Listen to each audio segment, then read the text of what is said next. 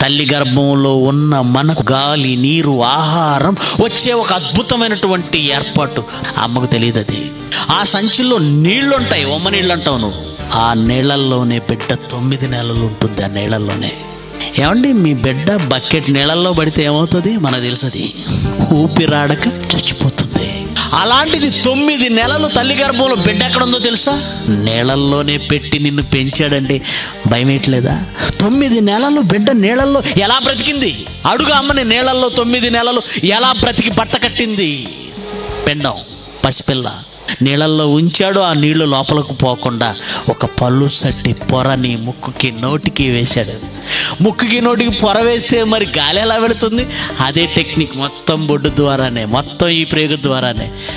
వాడు కూడా ఎంత కనెక్షన్ అంటే, పిల్లలు పుట్టగానే వాడికి ఎవరో చెప్పినట్టుగా తల్లి రొమ్ము కోసం వెతుకుతూ ఉంటాడండి. వాడు లోపల పెట్టేస్తే పీల్చేస్తూ ఉంటాడు, లోపల పీల్చేస్తూ ఉంటాడు.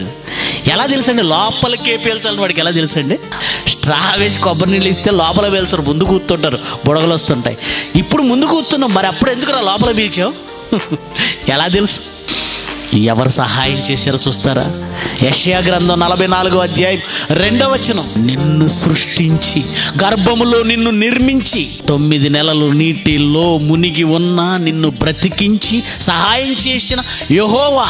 నీకు ప్రతి దానిలో నాయన నువ్వు లోపలికి పీల్చాలరా అని తల్లి చెప్పదు, డాక్టర్ చెప్పడు, నువ్వు చెప్పిన అర్థం కాదు వాడికి. మరి ఎవరు చెప్పుంటారంట ఆ రోజు చెవులో? నీకు సహాయం చేసింది ఎవరు?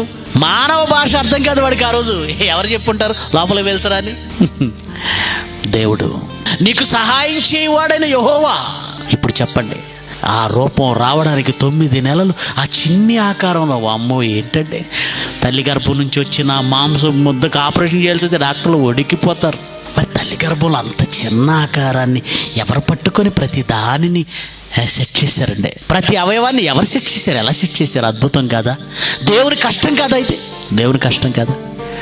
ఈ సమాజానికి అర్థం కాని దేవుని కష్టం.